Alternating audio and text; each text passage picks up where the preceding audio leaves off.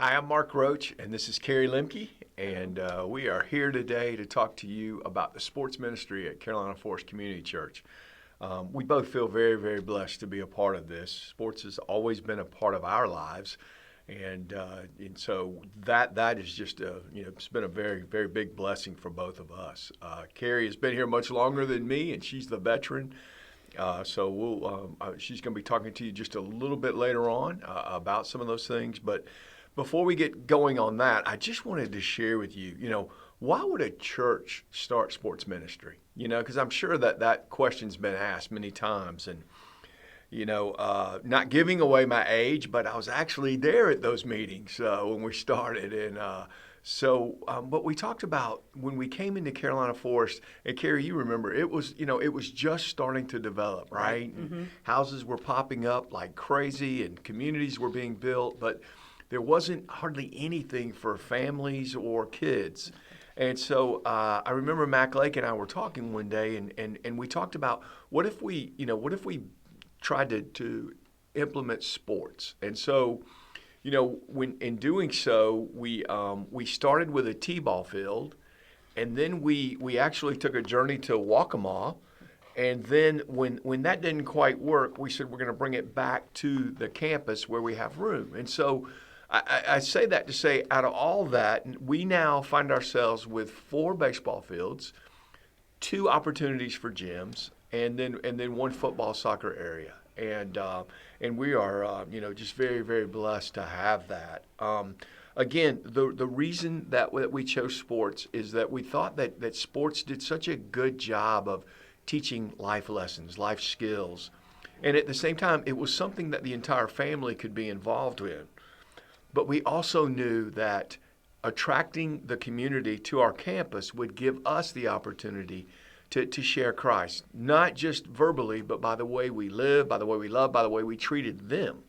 And so the church decided that we would build the facilities and make this a huge outreach. And I'm excited to tell you that outreach, when we had our last full season in 2019, was a little over 1,000 young people. In baseball, football, basketball, cheerleading, and summer camps. So just very excited that we can offer sports in a safe, Christ-centered community. Our core values, when we think about it, really are 2, and that is to share Christ through the vehicle of sports, and then to do whatever we do with excellence. And again, we'll talk a little bit more about that as we get going. But just wanted to kind of share with you, why sports ministry. And then I'm going to turn it over to Kerry and let her talk to you about what we're going to try to do this fall. So, Kerry, thanks. Hey, everyone. It's been a while. I do want to remind people we're not going anywhere. We're excited. We want to get started this fall. I just want to remind people that, what we do, we try to do with excellence. We work with our middle school and high school coaches to make sure that what we're doing in our seasons, we, get their input, make sure we're teaching what they want to be seen up in the middle school and high school level. Also, we work with our student ministry, our family ministry, making sure that when we do our devotions, we're partnering with our church, making sure our devotions, our prayer time matches with what we do on Sundays. So we're working together not only with the athletic side, also with our spiritual side, making sure we are doing that with excellence. We work hard on equipping our coaches. Mark has done a great job making sure that we're teaching our coaches not only the sport and how to handle adversity on the field, but also working hard on their spiritual side, because that's important. That's very important for what we do. That's the basis of what we do. The reason why, which is I found exciting or interesting, is I read an article in Psychology Today that reports that a study was concluded that coaches have more impact on the lives of young people more than parents, teachers, peers, schools, and religion. I mean, that's huge. That's why we have to pay and pour into our coaches as much as we try to do. They are the foundation. They are the start of it. But you wonder why does a coach have so much influence? Think of it, sport is like dessert. Sport is the thing we get to do. That is the fun thing. That is when things don't go our way during the day, parents, they can't wait to run outside and play basketball, play baseball, whatever. So coaches have that influence because it is dessert. It is their extracurricular activity. That's the thing. Coaches can get them to do, run those laps, do those extra work, do all that because playing is fun. So again, that's why we want to make sure we're pouring into the coaches. What we do is the foundation to lay for the kids for later on. It's also, you always hear sports stories from major sports stars. What's the basis of always what they hear about what growing up? It was a coach that encouraged them, believed in them, pushed them. It's not just about, oh, well, they just believed in me. Oh, well, they coddled me. No, they push them. They make them do that extra. To be better, to be able to be out here to play. So all that to say is that is why we value our coaches so much. They put in all that time, and they are necessary for what we're doing. So all that to say is, again, we are not going anywhere. We feel that it's our responsibility. We did try to get baseball off and running before this pandemic hit, so we want to honor the families that are still registered, who registered for baseball. What we're thinking about doing is doing sort of what we are going to call baseball accelerated. We're going to have one night a week. One night will be our 4 to 6 year olds. One night will be our 7 and 8 year olds, and one night will be our 9 to 10 year olds. The dates or the night of the week we'll let you know.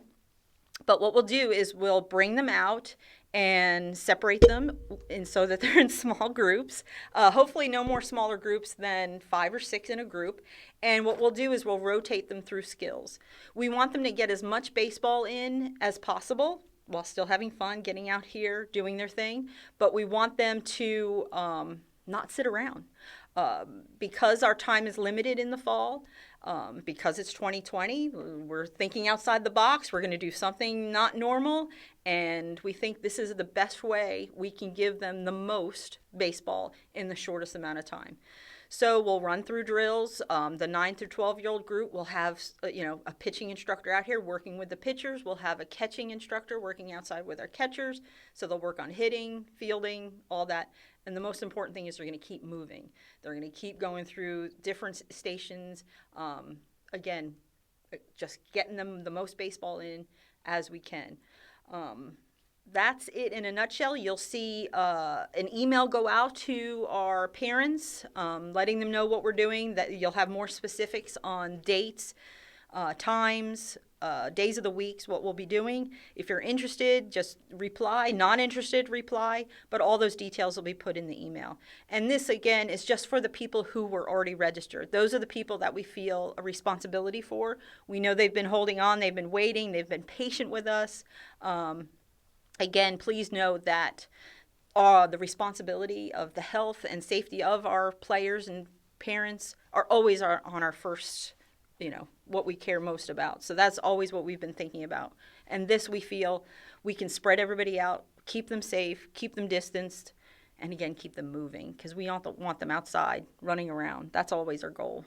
Yeah, Kerry, I agree. And I think, one of the things we said, we're going to go 5 weeks. Mm-hmm. And so that's going to give, we believe, this group of kids the opportunity to be really ready for next spring. Right. Some of the things that we couldn't work on, getting ready for a season, really work on form running and base running and what that looks like. And just, you're right, so many things that that maybe go a little above and beyond what we've been able to do in the past. Right, because so in the past, and even if we were to start a season now, we wouldn't have time to do that. We wouldn't have time. We would be more like get up and go, and that's usually what we have to do. We have some practices when we get up our season and go. We don't get to focus on the actual skills. So hopefully this will help coaches who are going to come out and see how to work on those drills, and help kids. Again, more baseball, the better. Absolutely. So just know more information's coming. We'll have some protocol for you about what needs to happen on your side and ours. And we're just very grateful to get the chance to work with your kids.